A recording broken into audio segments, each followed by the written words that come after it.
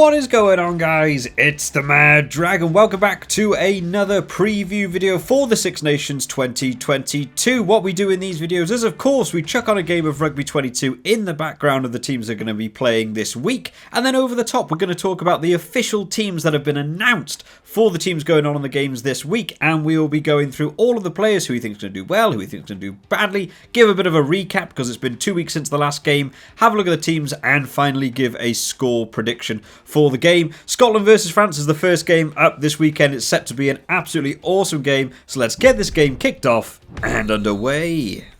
Alrighty, Finn Russell get us kicked off. We'll just head off to the right a little bit too much power there maybe. We probably won't be getting that one back, but we'll put them back into their own 22. So, Scotland versus France. This is a fun game every year, which even though I reckon France go in most years as favourites to this game, Scotland in recent years have been managing to pick this game off pretty consistently, to be fair. So Scotland will be absolutely up for this one, especially playing in Murrayfield. I think it's going to be a really exciting to get into. So, let's start off. Who should we start off talking about? Let's talk about Scotland. Let's talk about the home team to begin with, as we see Duhan van der Merwe making a nice little break down the wing. So Scotland last week, or 2 weeks ago now I should say, I'm probably going to say last week a lot in these videos, I apologise for that. The last game, that's probably a better way to refer to it as, went up against Wales and came away with a loss in Cardiff, which was a little bit surprising to me. I did think the first week we saw them play England, it seemed to be a really dominant game. They seemed to be really on top of what they were doing, getting all the little bits right, not giving away too many penalties, doing the basics well, and being able to turn that into a win. Going against Wales, it shifted completely. I thought the first half went really well for Scotland. They seemed to be on a really good attacking pattern. They seemed to be getting the penalties when they needed them to. The kicking percentage was relatively good from Finn Russell. Only missed, I think, 1 or maybe 2. I can't remember how many missed now off the top of my head. But it looked like it was going well for them. It was just ticking away a little bit. But the main issue that Scotland were coming up against in that game was certainly their own penalty count. So many penalties in that game against Scotland, which just kept Wales in the game. And inevitably allowed them to see it out. And one thing we've sort of taken away from that game now, for me personally, is that Scotland are a team that if they're in control of what they're doing, they're very, very capable. However, as soon as we see someone break through a tackle, find a little bit of a gap, and we get into that bit of broken play, the Scotland team seem to panic very, very quickly and are just instantaneous in giving away penalties, offsides. We saw the yellow card against Finn Russell. There could have arguably been another one against Stuart Hogg earlier in the game, just for those forced knocking down the ball penalties, which are given as sort of knock-ons, but a penalty knock-on. You know, these things need to be sorted out, especially going up against a team like France, I should say. So, let's take a look at the team that's been announced for this week. Starting off in this front row then, Pierre Schoeman is going to be starting in that loose head position, Stuart McInally in the hooker position, and Xander Fagerson in the tight head. Now, I don't think the Scottish scrum went terribly last week. I think they managed to do pretty well against Wales. France's scrum is definitely bigger, I would say, than the Welsh scrum at the minute. There's a lot of big boys. We saw what France were doing against Ireland. They're definitely up for a big scrummaging, so I don't think it's a bad move to necessarily put the weighty boys on first, just because we know how much France will want to love getting involved with that scrum as soon as you kick off the game. Pierre Schoeman had a really good game when it came up against Wales, having a really good first half, and then had to go off because they did the substitution, and then had to go almost straight back on and had to play the rest of the game out after an injury went on there. I thought he did really well. It's nice to see him in this starting 15. Looking back towards the lock, Sam Skinner and Grant Gilchrist. I'm trying to think back now to the Scotland line-out. I don't remember it being particularly terrible in the Wales game, but yet again I would probably say I think the French line-out currently is better than the Welsh line-out. The Wales line-out certainly improved quite well in that game compared to when they played Ireland, but I think they could have a bit of a tough one coming up against the French line-out in this game.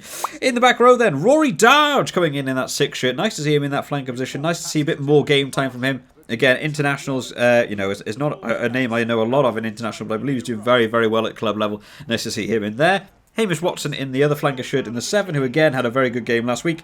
And then finally Magnus Bradbury in that 8 shirt. Now, I think there was an injury last week, so Magnus Bradbury came on, I think, quite early in that game. I think Matt Fagerson went off with a bit of injury last week, as long as I got that correct. It's 2 weeks ago now, my brain's not necessarily the best for remembering stuff. But Magnus Bradbury had a nice impact on the game. They played quite similarly.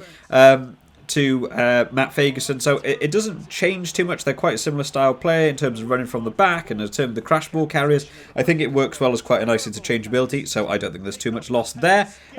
It's a pretty solid 1-8. I don't necessarily think it's necessarily the strongest 1-8 Scotland have. A couple of injuries beginning to get in there now. Will be interesting to see how it holds up against the French scrum. On to the backs then. Ali Price and Finn Russell going to be retaining their half-back partnership. Ali Price not necessarily doing a lot last week, unfortunately. Especially if you've been keeping track of the Fantasy League. He was I think the worst scrum half of the round. Ali Price, I thought during the Lions tour was doing well in terms of being a little bit more hands-on and trying to run with the ball, trying to find those little sniping runs. But in this Scotland team, he is very much just utilised as the distributor from a ruck and a maul. We really don't get to see a lot from Ali Price, which is a shame because he's a very good running player. I would like to see him with a bit more ball in his hand. And then Finn Russell, of course, with his yellow card last week, which certainly showed, again, another couple of flaws for me in the Scotland team. That as soon as Finn Russell went off, it felt like Scotland had to shift to going through the motions a little bit. You know, we know what Finn Russell brings in terms of that wild card area. Some of the passes he does, some of the player choices he manages to pick out, some of the crossfield kicks. He is on top of his game, but as soon as he was not on that field, I really felt like the Scotland team lost a bit of that attacking force, and was just resulting to, you know, little one-off passes, trying to get some of the forwards just to get involved. You know, maybe they do a couple of phases, try and get one of the centres to make a little bit of a break. I really felt like it was falling through a little bit as soon as Finn Russell wasn't there leading the charge, so it will be interesting to see how they get on. I would like to see maybe another player step up. Stuart Hogg, again, you know, been in this team a long time now, stepping up, maybe could have moved more towards that fly half position and filled in, and then had Darcy Graham covered the fullback a little bit. I think might work better to have the playmaker rather than just trying to keep the team going without a fly half, without Finn Russell there. I think it might have worked better. In the centre partnership, Tui Pelotu and Chris Harris both retaining their centre partnership. I thought both of them played well, actually, last week. Tui Pelotu was certainly one of the real main attacking threats for Scotland, definitely making a great deal of breaks, trying to get through, managing to bump off a couple of tacklers. He's not necessarily the biggest guy in the world, but he certainly gets through an awful lot of tackles, which will be very useful against this France team who are very solid on their defence. You're going to want to find players that can get through the gaps or just knock a player over and keep going. So I think the height of Chris Harris and some of the strength of Tui Pelotu, I don't think is a terrible move. And then finally in this back three, Duhan van der Merwe retaining that left wing, Darcy Graham retaining the right wing, and Stuart Hogg remaining in that full-back position. Now, Darcy Graham, again, having a good week. Last week, a couple of people annoyed that I didn't pick him in the Fantasy League, or in the Team of the Week, rather. Darcy Graham's on good form at the minute. I'm really liking some of his game time managing to get himself over that try line as well. Was really nice to see. He's probably one of the few times I saw Zamet's defence not up to the standard to stop him, but Darcy Graham's such a good finisher. Stuart Hogg, again, I felt was a bit quiet for me. You know, he does his spiral kicks and his sort of up and unders every now and again. I'm beginning to miss a bit of the Stuart Hogg counter running that we got to see last year in the Six Nations. It's just not having the same effect. He's just not finding those gaps on the counter run. There's an awful lot more kicking for clearance, so I would like to see a little bit more from that for him, especially against a France team that I'm sure aren't going to want to give you a great deal of possession. And if they are, it's because they're going to line you up to absolutely smash you as soon as you catch the ball. So I think they need to try and hold on to that ball a little bit more, go through the phases and utilise some of these backs a little bit more going into this game. We are coming up now to the half-time whistle, so we will of course talk about the Scotland replacements. Starting off in this front row replacements then, George Turner, Ollie Kebble coming in there, and WP Nell. Now Ollie Kebble, I like Ollie Kebble. He's quite a ferocious man, but he's a big boy, gets on the field. Enjoys trying to smash through people again. Weight is going to be a really big thing in this game. Going up against a France team with a bit of a solid scrum and a solid defensive work, sometimes just having the big lads on to smash through can be a really good work. He's a very strong lad over the ball. George Turner again, we want to see him with a bit more ball in hand. They seem to be really favouring the starting setup now and keeping George Turner with some of the other lads on the bench. Not sure why. I like George Turner running with the ball in hand as well. Maybe they believe he's going to be slightly better for that second half in terms of getting some maul tries, maybe. But we'll have to see how he gets on. In the rest of the replacement locks, Jamie Hodgson coming in that 19 shirt and Nick Haining in the 20 shirt. Now, I think think Nick Hayning can actually cover flanker and number 8, but when I think of his name, my brain immediately tends to go more towards the number 8, so it'll be interesting to see how he gets on there. Maybe he'll come on at 6, maybe he'll come on at 8, not sure how that's going to go. In terms of the replacement backs, Ben White will come on at some point. Hopefully we get to see him have the impact we saw him in that first game, coming on and getting a try very quickly. In the 22 shirt, Blair Kinghorn, mainly for that great coverage that he offers. Again, not a great deal of game time from Blair Kinghorn, which is a shame. It's the issue with being a bit of a super sub and playing the fly half, the wing and the full back, is that you end up being the best player in the world on being on the bench, which is a bit of a shame for him. And then Mark Bennett in that 23, who I'm sure will come on in that second half. Maybe for Tui Pelotu. I know he tends to play in the centre a little bit more, Mark Bennett. So, you know, maybe I put him on at 12. Maybe I try and keep Chris Harris on just for his defensive work at the minute. It's very, very good. Not sure how they'll work there. But as a team on a whole, I think it's a good Scotland team. I think there's a couple of areas where it could be better, but again, injuries are going to slowly begin to plague this Scotland team as it goes on. At least they're playing at home. They got the Murrayfield crowd with them. I think that'll be a big, big boost to them. As we are now into the second half, as we see us going on a bit of a charge here, we will, of course, need to talk about the team they're going up against. That is France. Now, France last week, or 2 weeks ago, keep saying it, they managed to beat Ireland in a far more comfortable game than I was expecting it to be. Having watched the first round, watching France versus Italy, and they just didn't seem to manage to. They got the score margin that you probably wanted, but I wasn't seeing quite that clinicalness we saw against France-New Zealand last year. And meanwhile, I thought Ireland had a superb game against Wales, and I thought maybe that was going to be a sign of the times to come. However, France did manage to eke that one out with some superb play. It felt much more like the team we saw last year. The running play was very, very good. Loose play, managing to find the gaps in an Irish defence, which is normally pretty good at holding up. We certainly saw, you know, the tries from, well, Dupont making some fantastic room, finding those gaps. A couple of players just picking gaps as they were going. And some superb speed in terms of, from the breakdowns, just getting the ball to the big guys on the crash ball, making it over that try line, really making an impact. And then finally, Jaminet with 1,000 points that he just scores from the boot. If he basically ever has a kick, it will be scoring. So, I mean, France will be very happy coming away from that game. I did say last week I thought whoever won that game would go on to win the Six Nations. And France won it. So maybe we're looking at a France Six Nations this year. Looking at the team then coming into this game. And to be honest, not going to be a great deal of switch-ups. And why would you? If you can beat Ireland, I wouldn't put them past them being able to beat Scotland here. So starting off in this front row, you got Cyril Bay in that number 1, Julien Marchand in that hooker position, and Antonio in the final prop position. Now, all this front row I thought had good games. Antonio a little bit was slipping every so often in terms of the scrum. They had more penalties go their way than against them. But I did think Antonio was struggling a little bit in the scrum last week. But in terms of running play, both him and Cyril Bay, both just on it. They're just smashing through players, use them now as a crash ball. It's so nice to see a prop running onto a ball and attacking the line at speed and making players tackle them, rather than what we see in a couple of other teams. Teams like Scotland, teams like Wales, we see a lot more where the props are picking the ball up from the back of a ruck and just sort of going for a pick and go rather than running onto the ball at speed. I'm really enjoying watching the French props being able to hit that line with pace and just trying to break through a couple of tackles. I think it works really well for them. In the lock position, Cameron Vauquy and Willemse in there. Again, the French line-out is good at the minute, and it's so nice to see. They've worked on it a lot, and they're really beginning to become a bit of a demon threat. I think Ireland are actually one of, if not the best team in the world in terms of line-outs, and France are putting big issues in the Irish line-out. Now, the Scotland line-out I do not think is as good as the Irish line-out, so I think for me, this is where France will be looking to attack with absolutely full force, try and get some turnover balls in those line-outs. On to the back row, we've got Kors, Gelange moving into that 7 shirt, and Gregory Aldrit in that number 8 shirt. Hopefully it's correct this week and they're not going to swap it round on me again like they did the other week. Again, a back 3 working really well. Gregory Aldrit's work rate is enormous. You know, there's very few players who work quite as hard as him in terms of actually just getting over the ball, getting turnovers in the breakdowns. He is everywhere. As a 1-8, I think this is a solid French team. There's not a lot of changes you'll see here from the Ireland game, and I think it's going to work pretty well for them.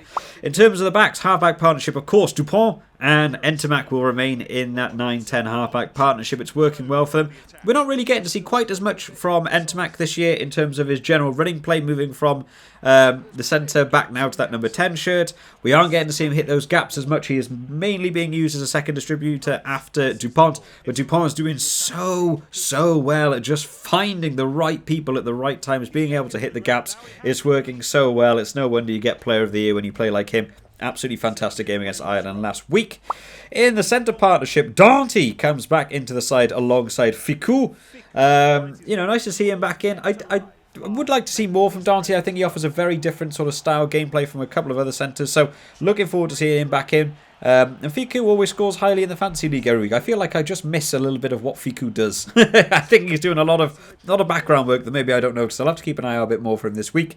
And then in this back row, we've got Mofana on the left wing, Damien Pinot on the right wing, and of course Jaminet in that full-back position, who at the minute is one of the main reasons France are winning these games every week, is because of how good Jaminet is kicking towards the post. Basically, if you give him a penalty from the halfway line onwards, he is kicking those 3 points every single time. We saw it against Ireland in that first half last week. They got one try, France, and yet ended that half on something like 22 points at half-time. That's all coming from the boot of Jaminet. And what more do you want when you're keeping people like Bryce Tulan and people like that out of that fullback shirt? You're not even allowing Entomac to kick because he's so good. It just shows the quality of him as a player. I think he's really putting his hand up now in this French team to just be in this starting 15 every week through this Six Nations and beyond. I think he's playing very, very well. We're coming up to the final 10 minutes now, so we'll of course talk about the French finishers in this front row. Malvaca, Gross and Bamba. Bamba gave away quite a few penalties when he came on last week. I would like to see him just retain it a little bit. He's one of these players that just seems to get really involved in the game straight from the off, which is what you want from players off the bench, but he's just that bit overstepping his mark, straight in the first ruck he was involved in, straight off his feet, straight on the ball. It's like you just need to take a step back, let yourself sink into the game, and then make the impact. For me, Malvaca, of course, will be potentially looking for some of those second half mauling tries. We know that's what he loves to do. As soon as he's at the back, he will guide that maul. And I think with how good the French line-out is, Scotland want to be looking out for that very, very closely. In terms of the rest of the forwards, then, Taufai Fanua in that 19 shirt, Flamand in the 20 shirt, and Dylan Cretin in that 21 shirt. France again back in this 6-2 split. It works well. They saw last week how much they just kept being on charge in terms of the lineouts, in terms of the mauls, in terms of the scrums. The 6-2 split is a good way to go. I think this is going to be a good work. I think Scotland are going to struggle towards that second half against some of these boys coming on, and arguably, some very talented players. Taufai Fanua could be in the starting team. Dylan Cretin could be in the starting team. Flamand for a 20. He will come on in that back row at some point, and he is fast. He is a speedy player. No messing about. He will get on. He will find the gaps. I think this is a good setup for this game, especially against a team like Scotland. I think this could work well. And then finally, the replacement backs, Luku in that 22 shirt, and then Ramos in that 23 shirt who tends to not really get a lot of game time, unfortunately. He's a very good player, but he's only pretty much coming on in those final 5 minutes. I'm sure he would like a bit more game time, and Luku, I'm sure, would just like to ever come on. I mean, Dupont is just playing so well. Why would you ever take him off? But as an entire team, 1 through 23, this France team looks big, and I think this has been a very good move on part of France. 2 wins from 2 and beating the team I thought might go on to win the Six Nations. I think they'll feel very confident now. If they can win this game against Scotland, that makes it 3. The rest of their games, I believe, are away now. I think France are playing Scotland, England and Wales away, I think anyway. They need, this is where you need to be showing off the wins. It's one thing to win at home. It's a totally different animal to win away. So in terms of a score prediction, I mean, this game is normally a really hard game to call. I think every year I tend to back France for this one. And then Scotland end up sneaking it away from me. So it can be quite a hard game to call, and the points can shift around a little bit. But going into this game, seeing the penalty count that Scotland gave away last week, and sort of unaided penalty counts. It was pretty much as soon as the ball was turned over or Wales made a bit of a breakaway, Scotland immediately handing a penalty over. And a team like Wales, maybe you can get away with it with how many injuries and how many starting players they're missing. Against this France team, I don't think you can be affording the amount of penalties they were giving away against that Wales team. So I think it's going to come down to discipline, maybe for both teams, but I think Scotland need to stay on top of it, otherwise France will begin to run over them. I'm going to go for a France win here, and I'm going to call a France win by... I'm actually going to go a little bit more than people probably expect here. I'm going to say France to win by 14 is going to be my prediction. But of course, guys, I am but one man on the internet talking nonsense about rugby. So make sure you guys drop down in the comment section your thoughts on the game, who you think is going to win, who you think is going to do really well, and finally your own score predictions for the game. Of course, we are going to be doing one of these preview videos for every game over the Six Nations. So make sure you're subscribed just to keep up to date with all the latest videos as they come out. I'll see you all next time, guys. Bye-bye.